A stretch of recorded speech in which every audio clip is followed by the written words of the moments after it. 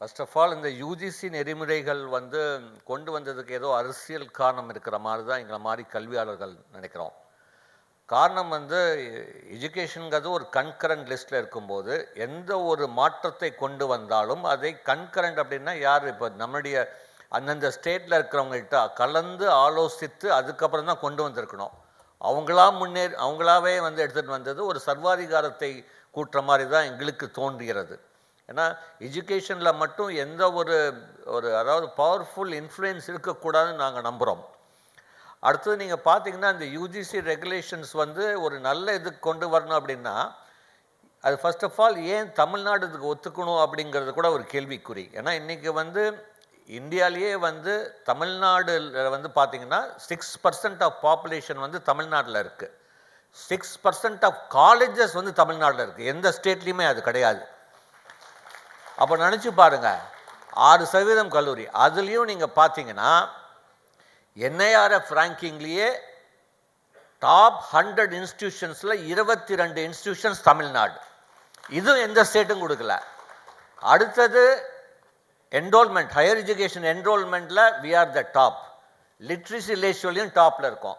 ஒரு உதாரணம், மற்ற மாநிலத்துக்கு உதாரணமாக இருக்கிற ஒரு கல்வித்துறைக்கு அப்போ ஏன் ஒரு அட்டானமி கொடுக்கக்கூடாது? யூஜிசி வந்து ஒரு காலேஜ் நல்ல விதமாக செயல்பட்டால் அவங்களுக்கு அட்டானமஸ் கொடுக்குறோம். இப்போ நான் என்ன சொல்கிறேன், தமிழ்நாடு வந்து ஒரு நல்ல விதமாக சொல்லும் போது ஏன் இதுக்கு வந்து ஒரு தனி அவங்களுக்குன்னு ஒரு அட்டானமஸ் கொடுக்கக்கூடாது? அவங்களா நாமளே டிசைட் பண்ண மாதிரி கொண்டு வரலாமே.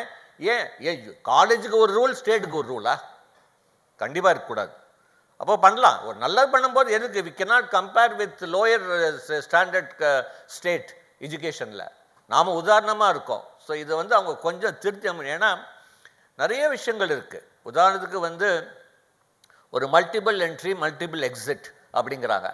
இது வந்து கண்டிப்பாக நடைமுறையில் சாத்தியம் கிடையாது. இப்போ உதாரணத்துக்கு இவர் காலேஜ் வச்சுருக்காரு, நான் ஃபஸ்ட் இயர் ஜாயின் பண்ணுறேன், ஃபஸ்ட் இயர் முடித்த உடனே நான் வந்து வெளியே வந்துடுறேன்னா அப்போது அந்த காலேஜில் இன்ஃப்ராஸ்ட்ரக்சர் வந்து வேஸ்ட் ஆகும். இல்லை அங்கே சொல்லித்தர டீச்சரை வந்து அனுப்ப முடியாது வெளியே. அதே நினச்சி பாருங்கள், 3 வருஷம் கழித்து நிறைய ஒரு பர்டிகுலர் கோர்ஸுக்கு ஒரு ஸ்டூடெண்ட்ஸ் வந்து ஜாயின் பண்ணுறாங்க, அதுக்கு வாய்ப்பு இருக்குதுன்னு சொல்லி சடனாக இன்ஃப்ராஸ்ட்ரக்சர் டெவலப் பண்ண முடியுமா? சடனாக அவளை டீச்சர்ஸை அப்பாயிண்ட் பண்ண முடியுமா? கிடையாது. இந்த மல்டிபிள் என்ட்ரி மல்டிபிள் எக்ஸிட்டே தப்புன்னு சொல்வேன். அடுத்தது நீங்கள் பார்த்தீங்கன்னா இந்த நுழைவுத் தேர்வு எல்லாத்துக்குமே இருக்கணும். இதில் ஒரு நல்ல விஷயம் என்னன்னு பார்த்தீங்கன்னா, நேற்று இந்தியன் எக்ஸ்பிரஸில் உடைய எஜுகேஷன் கான்க்ளேவில் யூஜிசி சேர்மன் பேசினது என்ன தெரியுங்களா? அதை அப்படியே படிக்கிறேங்க. இது வந்து இந்தியன் எக்ஸ்பிரஸில் வந்தது. The reason that students are forced to go to coaching is because difficulty level of entrance exam do not match what they teach in school. அதாவது ஏன் கோச்சிங் சென்டர் போகிறான்னா நுழைவுத் தேர்வுக்கு ஸ்கூலில் இருக்கிற சொல்லித்தர அந்த இது வந்து டசன்ட் மேட்ச் வித் என்ட்ரன்ஸ். அப்போது ஸ்கூல் எஜுகேஷனை வந்து டெவலப் எப்படி பண்ணலாம், எக்ஸாமினேஷன் எப்படி ரிஃபர் பண்ணலாம் ஒழிய நீங்கள் தேர்வு கொண்டு வந்தீங்கன்னா இது எக்கனாமிக். இப்போ இவரே ஒத்துக்கிட்டார். அப்போது யூஜிசி சேர்மனே அஃபிஷியலாக ஒத்துக்கிட்டார். The school coaching doesn't match with entrance exam. அப்போ ஸ்கூலை மேம்படுத்துங்க, ஸ்கூல் எஜுகேஷன் ரிஃபார்ம்ஸை மேம்படுத்துங்க. அதுக்கு எதுக்கு ஒரு எக்ஸ்ட்ரா பர்டன் கொண்டு வரீங்க ஸ்டூடெண்ட்டுக்கு? அவரே பேசியிருக்காரு, ரொம்ப ஆச்சரியமாக இருந்தது. ஸோ அப்போ நினச்சி பாருங்கள், நிறைய விஷயங்கள். அடுத்தது வந்து நீங்கள் பார்த்தீங்கன்னா எஜுகேஷனில் பொறுத்த வரைக்கும் நம்மளுடைய ஸ்டேட், அதாவது ஒரு வைஸ் சான்சலர் உடைய ரோல் வந்து மிக பெரிய லெவல்.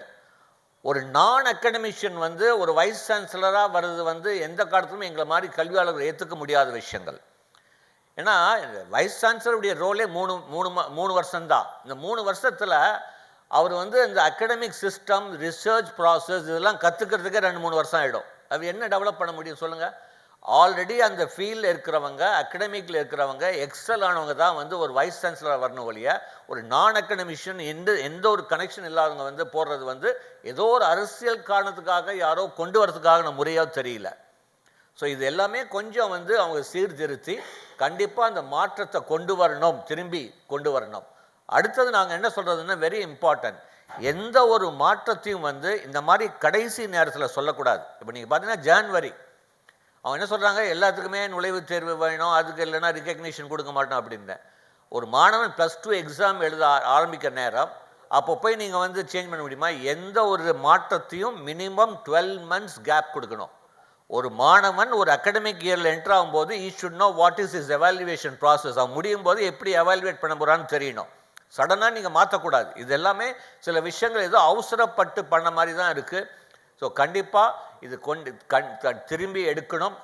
அதாவது எங்களை மாதிரி கல்வியாளர்கள் வந்து ஓப்பனாகவே சொல்கிறோம், இது யூஜிசியுடைய regulation for good states. Tamil Nadu மாதிரி ஒரு நல்ல ஸ்டேட்டுக்கு கண்டிப்பாக பொருந்தாது. இது வந்து only it will make them down. எங்களுக்கு நம்மளை கீழே எடுக்கிறதுக்காக தான் கொண்டு வர விஷயமா அப்படின்னு தோணுது. ஏன்னா we stand as an example to the world also அப்படின்னு சொல்வேன். ஸோ அப்படி இருக்கும்போது கண்டிப்பாக யூஜிசி வந்து இந்த மாற்றத்தை கொண்டு வரணும். திரும்பி they should give freedom to the state. எந்த ஸ்டேட் நல்லா பண்ணுறாங்களோ அந்த ஸ்டேட்டுக்கு ஃபுல் ஃப்ரீடம் கொடுக்கணும். அதுதான் எங்களுடைய வேண்டுகோள். So thank you very much Thirugnanam sir. Anything எல்லாத்துக்கும் ஆப்பர்ச்சுனிட்டி. தேங்க்யூ.